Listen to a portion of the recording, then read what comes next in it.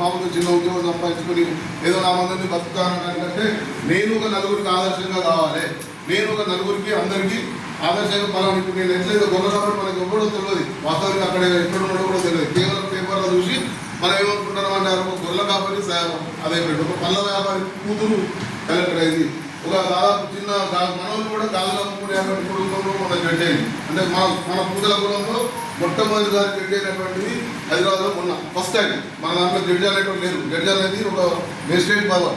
ఆమె ఉన్నది అంటే ఆమె బయటకు రావాలంటే మధ్యాహ్నం పోలీసు వాళ్ళు కథాకర్తన వాళ్ళు ఉంటాయి. అంటే మనం అట్లా గ్రాండ్గా బతకాలనేటువంటి కోరిక ఉండాలి. మామూలుగా ఏదో చిన్నగా ఏదో బిల్ కలెక్టరో లేకపోతే బస్ కండక్టరో లేకపోతే బస్ డ్రైవరో లేకపోతే ఇంకేటో చిన్నగా అంటే ఏమి లేనప్పుడు అది గొప్పదే. కానీ ఈరోజు మనం ఎంతో కొంత మనం జరుగుతుంది కాబట్టి మనం ఇంకా కొంచెం పవర్ఫుల్గా బతకాలి. మీరు మంచిగా అయిందనుకో మీ కింద ఉన్నటువంటి జనరేషన్ ఏదైతే ఉందో వాళ్ళు ఇంకా కొంచెం ముందుకు వస్తారు. వాళ్ళు ముందుకు వచ్చి ఏమైందంటే ఆటోమేటిక్గా మిమ్మల్ని చూసి వాళ్ళు ఇన్స్పైర్, ఇప్పుడు మమ్మల్ని చూసి మీరు ఇన్స్పైర్ అయ్యి మిమ్మల్ని చూసి ఇంకా కింద ఉన్న వాళ్ళు ఇన్స్పైర్ అయితే మన కులం అనేది బాగుపడితే సమాజం అనేది బాగుపడుతుంది. కులం అనేది టోటల్గా ఒక గొల్లపిల్లే కాకుండా రాష్ట్రం అంతటా కూడా అరే పలానా గొల్లపిల్లలకి ఇట్లా ఉన్నది అని చెప్పి అని ఒక రకంగా చేయాలి. అంటే దీంట్లో బాగా ఇప్పుడు మీకు ఏదో మేము సన్మానం చేయడం వల్లనే గొప్ప అని కాదు, ఇది ఇన్స్పైర్ చేయడానికి కొరకు మీకు కొంత నాలెడ్జ్ ఇవ్వడానికి కొరకు మీరు అందరూ కూడా మళ్ళీ ఈ 10వ తరగతి 12వ తరగతి కాకుండా డిగ్రీ కంప్లీట్ అయిపోయి ఇంకా మిగతాది కంప్లీట్ చేసుకొని ఇంకా మంచి ఉన్నత స్థానాలకు పోవాలనేటువంటి పరిస్థితి ఉంటుంది. అంటే కేవలం నేను ఏమంటున్నా అంటే చాలామంది పిల్లలు ఈ రోజులలో చూస్తుంది ఎట్లుంటుందంటే మన అమ్మ నాన్న ఏమన్నా చెప్తే నీ తెలియదు ఇది ఉగో అని అంటున్నాం. మీరు వాస్తవానికి వాళ్ళకి తెలియదు కావచ్చు, కానీ వాళ్ళకి తెలియకుండా కష్టపడి మీకు 15 రూపాయలు సంపాదించి మీకు అది చేసి మీకు ఖర్చు పెడతారు. మీరు ఏ పని చెప్పినా మీకు తెలియదు అని అంటే మరి వాళ్ళకి తెలియకుండానే మీరు ఇవ్వాలి స్థాయికి వచ్చిరా? అట్లా కాదు కదా. అంటే వాళ్ళకి తెలిసినంత నాలెడ్జ్లో వాళ్ళకు ఉంటుంది. వాళ్ళ నాలెడ్జ్ వాళ్ళ అమ్మ నాన్న చెప్పిన నాలెడ్జ్ ప్రకారం వాళ్ళు ఉన్నారు. మనం కొంచెం ముందుకు పోతున్నాం కాబట్టి మనం అందరం కూడా మనం ఆదర్శంగా ఉండాలి.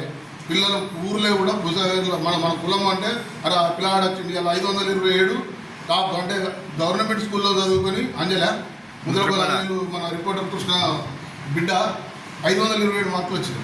అంటే ఎంత గర్వం అని చెప్పుకోవచ్చు. మండలంతా అందరికీ 527 మార్కులు వచ్చినాయి. అది గవర్నమెంట్ స్కూల్లో ఒక్కొక్కరికి ₹1,00,000 పెట్టి చదివితే కూడా 527 మార్కులు రాలేదు. మరి అటువంటి స్థాయి మనం పెంచుకుంటున్నామంటే మనం ఇంకా కొంచెం ముందుకెళ్ళాలి. ఆమెను చూసి మిగతా వాళ్ళందరూ కూడా ఇన్స్పైర్ కావాలి. అందరం ఒకరికొకరం పోటీ పడాలి. ఆడ మనం ఎవరో మామూలుగా కింద ఉన్నోని చూసుకొని ఆనికంటే నేనే బెటర్, ఆనికంటే నేనే బెటర్, ఆనికంటే అట్లా కాదు. మనకన్నా టాప్ ఎవడైతున్నాడో వాడిని చూసుకోవాలి. టాప్ ఉన్నోని చూసుకొని వానికి పోటీ పడాలి. వానికి పోటీ పడితే ఏమవుతుందంటే మనం ఆటోమేటిక్గా అంతకందరూ పోయినా కొంతనన్నా ముందుకు పోతుంది. అట్లా అయినప్పుడు ఏమవుతుందంటే మన జీవితం మనమే అది చేసుకుంటాం. నేను ముఖ్యంగా మీ అందరికీ ఇప్పుడు 8 మంది ఉన్నారు. 8 మంది మనం అందరం కూడా పేద కుటుంబాలకు చెందినటువంటి పిల్లలు. మనం లక్షలు కూడా ఇవాళ ఆల్రెడీ ఒక ఇంటర్మీడియట్ కాలేజీకి పోవాలంటే ₹1,90,000 అడుగుతుంది. ఆ 2 లక్షలు కాకుండా అదనంగా ఇంకొక ₹1,00,000 ఖర్చు అవుతుంది. అంటే ఒక్క సంవత్సరం మీరు చదవాలంటే ₹3,00,000 ఖర్చు చేసింది. మరి ఆ చదువు ఇక్కడ కూడా చదవచ్చు మనం. అంటే మీరు క్రమశిక్షణ ఉండక ఇబ్బంది పడతారు అనే ఉద్దేశంతో అక్కడనన్నా జర మంచిగా చదువుకుంటారేమో అనే తాపత్రయంతో ఇక్కడ రోజువారీ కైకిలు చేసుకొని మన తల్లిదండ్రులు మనకు డబ్బులు పంపిస్తున్నారు. మనం శ్రీమంతులం కాదు. ఇలా అడగంగానే డబ్బులు ఇస్తే మనకు వస్తు పైసలు ఉన్నాయి అనిపిస్తుంది. ఏముండయి. బయట నాన్న అనేవాడు చాలా అవస్థపడి అమ్మ కూడా గాజులకు ఎత్తుకుని పరిస్థితి కష్టపడి వాళ్ళు రూపాయి లెక్క పెట్టుకొని అంగట్ల దుకాణాలు పెట్టుకొని ఆ రకంగా కష్టపడి సంపాదిస్తున్నారు. కాబట్టి ఆ పైసల విలువేందనేది మీకు కూడా తెలియాలి. అట్లా మీకు తెలిసిన రోజు ఏమైందంటే మీరు కూడా ఒక గోల్ సెట్టింగ్ పెట్టుకొని నేను ఒక కలెక్టర్ అవుతా, నేను ఒక తహసీల్దార్ అవుతా, నేను ఒక IPS అవుతా, నేను ఒక IAS అవుతా, పెద్ద గోల్ పెట్టుకుంటే కనీసం దాని కిందికన్నా దిగినా మనం ఒక ఆఫీసర్ నౌకర్ అనేది వస్తుంది. కాబట్టి మీరు అందరికీ నేను విన్నవించేది ఏంటంటే మన దగ్గర ఇప్పుడు 8 మంది ఆల్రెడీ పేర్లు వచ్చినాయి. ఇంకా భావితరాలకు ఇంకా ముందు తరాలకు ప్రతి ఒక్కరు కూడా ఓన్లీ పాస్ అవ్వడమే కాదు, ఈ రోజులల్లో మీరు ఎంతమంది పాస్ అయినా లక్షల మంది ఉన్నారు. కాబట్టి అందులో ఏమీ రాదు. ఏది ఉన్నా డిస్టింక్షన్ పాస్ కావాలి. నేను నెంబర్ 1 ఉండాలి, నేను మండలంలో నెంబర్ 1 ఉండాలి, నేను తాలూకాలో జిల్లాలో నెంబర్ 1 ఉండాలి, లేకపోతే స్టేట్లో నెంబర్ 1 ఉండాలి. అది గోల్ సెట్టింగ్ పెట్టుకోండి.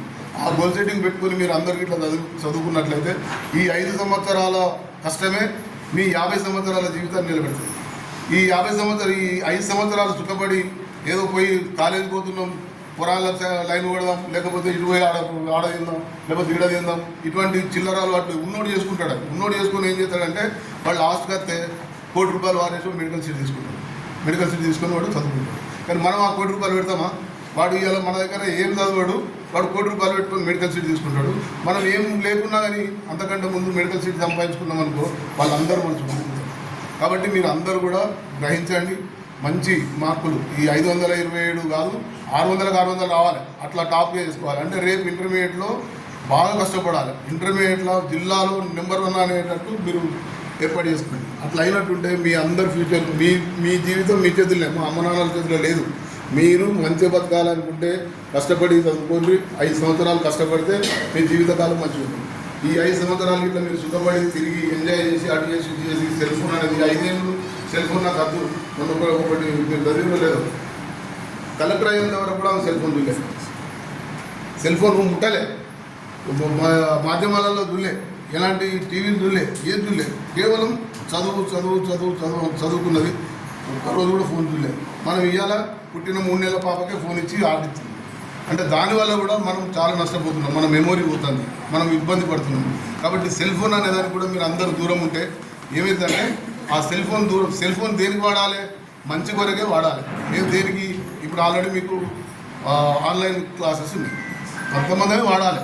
ఏదో ప్రతిదానికి ఇది అది అని చెప్పి అన్ని వాటి పక్కన పెట్టేసి ఎంతసేపు సెల్ ఫోన్ చూసుకుంటూ మీరు అయితే ఆ సెల్ ఫోన్ మీ జీవితాలను మంచి కొరకు కాకుండా చెడు కొరకు మార్చే పరిస్థితి ఉంటుంది.